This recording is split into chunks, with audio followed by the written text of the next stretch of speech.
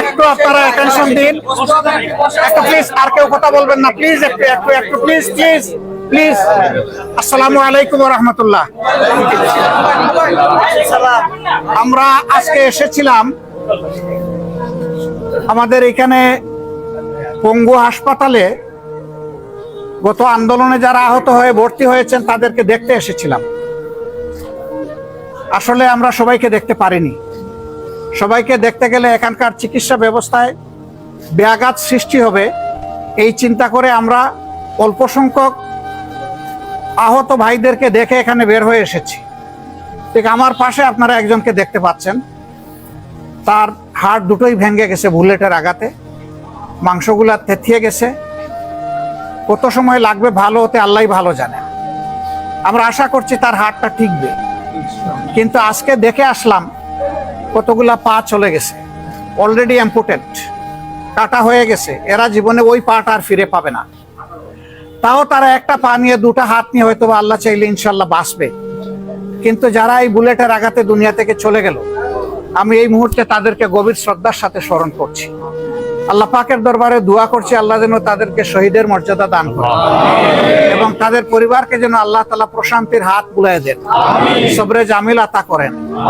আর আহত যারা আছে তাদেরকে যেন দ্রুত আল্লাহ তাআলা সুস্থতার নিয়ামত দান করেন। আমি প্রত্যেকটা অসুস্থ ব্যক্তি, আহত ব্যক্তি যাদেরকে দেখতে পেরেছি আমি জিজ্ঞেস করেছি আপনার অনুভূতি কি? আপনার হাত চলে গেছে, পা চলে গেছে, ভেঙে গেছে, অবশ হয়ে গেছে, আপনার অনুভূতি কি? সবাই একই কথা, আমি সুখী, আমি আনন্দ ভোগ করছি এবং আমি আল্লাহর শুকরিয়া আদায় করছি যে জাতির নাজাতের জন্য, মুক্তির জন্য আল্লাহ তাআলা আমাকে লড়াই করার শক্তি দিয়েছিলেন। আমি একজনকে জিজ্ঞেস করলাম তোমার এক পা চলে গেছে, আবার যদি এরকম কোনো প্রয়োজন হয় জাতির, বলে যে আরেক পা দেব। আমি বললাম ওইটাও যদি চলে যায়, বলে যে জীবন দেব। মানুষ যখন এইরকম নিজের জাতির জন্য দাঁড়ায় যায়, এই জাতিকে কেউ আর দাবায় রাখতে পারে না এবং কেউ পারবে না ইনশাআল্লাহ। আমরা দোয়া করি বর্তমানে যে পরিবর্তনটা এসেছে, এটা যেন প্রত্যেকটি নাগরিকের জীবনে স্বস্তি এনে দেয়, সম্মান এনে দেয়, মর্যাদা এনে দেয়। আমরা যেন দেশের ভিতরে এবং বাইরে নিজের পরিচয়টা স্বস্তির সাথে, গৌরবের সাথে পেশ করতে পারি যে আমি একজন বাংলাদেশী। আল্লাহ তাআলা যেন এই তৌফিক দেন। আল্লাহর কাছে আরো দোয়া করি আগামীতে যারা দেশ পরিচালনার দায়িত্বে আসবেন তারা যেন আবার জালিমের ভূমিকায় অবতীর্ণ না হন, একই রাস্তা যেন তারা অনুসরণ না করেন। এখান থেকে আমাদের সকলের শিক্ষা নেওয়া উচিত যে মানুষের সাথে জুলুমের আচরণ করলে পরিণতি কি ভোগ করতে হয়, এখান থেকে সবার শিক্ষা নেওয়া উচিত। এই শিক্ষা শুধু আওয়ামী লীগ দিবে না, এটা জামাতকেও নিতে হবে, বিএনপিকেও নিতে হবে, যারাই মানুষের জন্য রাজনীতি তাদের সবাইকে নিতে হবে, যাতে একই গর্তে বারবার জাতির পা না পড়ে।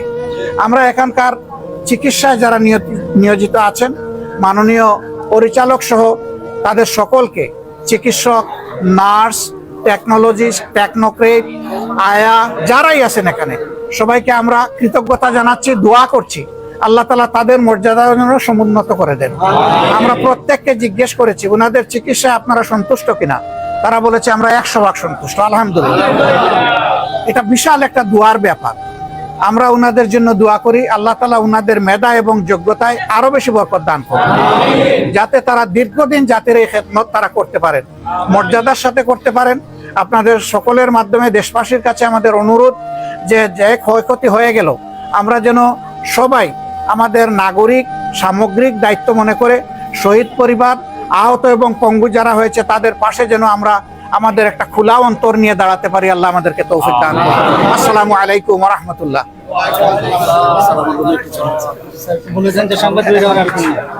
এখন ছেড়ে দিলে ভালো হয় না? আচ্ছা, আমি একটু কমিটেড। আপনার নার্সরা আমার সাথে একটা পিক নিতে চাইছে, আমি বলছি যে আমি সুযোগ দেব। এখন তারা যদি একটা ছবি নিতে চায় তারা নিতে পারে, আর যদি না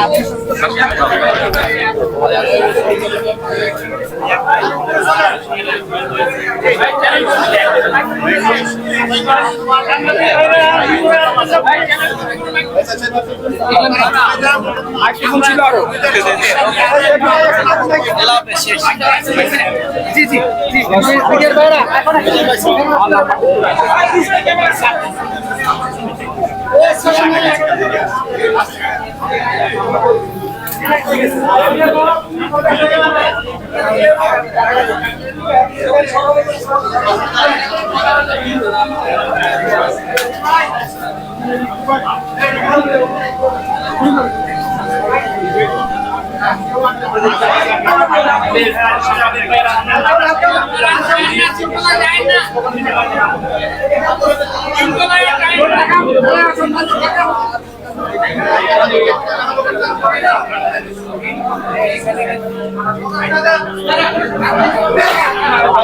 অফিসিয়ালি মিটিং অফিসিয়ালি কথা হবে, সবাই যাওয়ার দরকার নাই,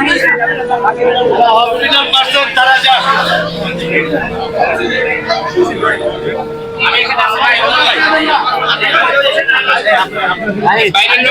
বাইরের লোক যাচ্ছে